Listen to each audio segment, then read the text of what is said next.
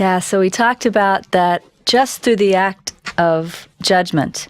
And it doesn't have to be that I'm judging a person. It doesn't have to be that I'm, what we would call in the world rejecting a person.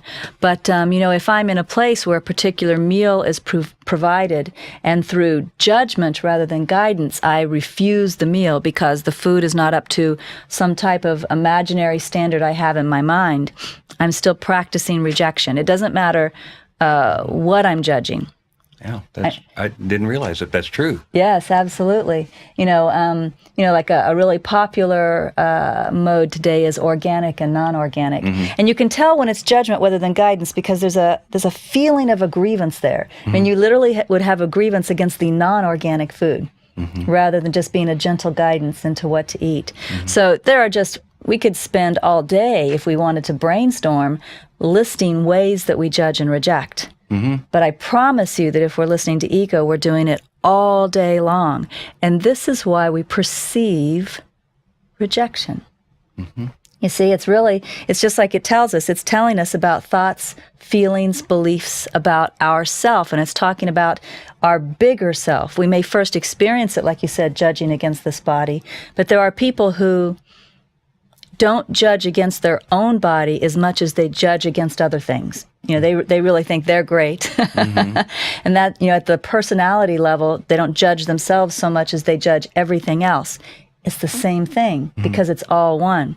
So as long as we practice the act of judgment and really believe that I can do this, I can decide for myself, what is good, what is bad, then we perceive rejection and we will also feel rejected because what we send out comes back.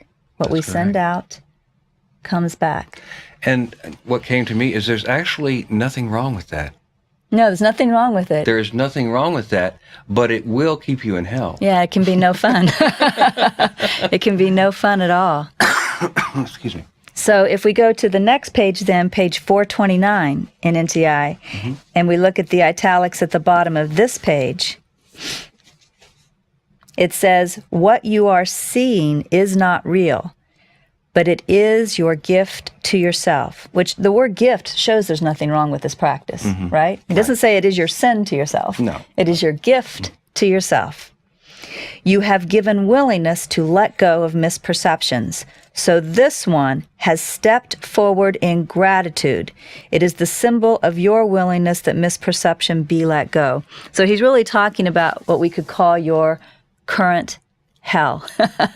And if your current hell is seemingly being rejected by someone, then he is saying that this experience is stepping forward so that you can see what you're still doing with your mind that you weren't aware of. So if you're perceiving rejection, or you're perceiving lack, you're perceiving the money going out faster than it's coming in and it's scaring you, whatever you're perceiving, that is telling you about false beliefs you're still holding in your mind. And this is where we get to what you read yesterday, that the world is our friend. You read that somewhere. I don't know if it was during our teaching or another time, but if everything is a gift, a world is part of everything. Yeah. So. And if our purpose is, it doesn't matter what our purpose is. We can only have two purposes. Either our purpose is to believe we are what we are not, or our purpose is to awaken to our true self. Well, if my purpose right now was still to believe that I am what I am not, then all of these things are great gifts because they're allowing me to continue to believe that. Right? I'm vulnerable, I'm rejectable, I'm not everything. So they're all gifts. They're letting me play my game. But if I want to awaken, they're still gifts. Now they're showing me how I am still playing the game, so that I can start to let go of my participation, kind of back out of the game. And as I back out of the game, then the game begins to die for me. And I think it's important to note that nothing changes in the world. This is all within the mind. This is all perception. Nothing else, what seems to be outside of yourself needs to change one bit for you to awaken. Because the awakening process is the change of mind, not the change of the world. Yeah. The world is the perfect effect of the one mind that is thinking it right now, that is dreaming it. It is perfect. There is nothing wrong in the world. But if you want to experience the happiness in your existence, then you must let go of judgment. And that brings us back to what we were talking about Saturday at the workshop, about how some course students they'll feel one way about death, and then they'll say, well, I'm not supposed to be feeling guilty about death. And so some people do is make judgments about themselves, about how they feel. There's nothing wrong with the way that you feel.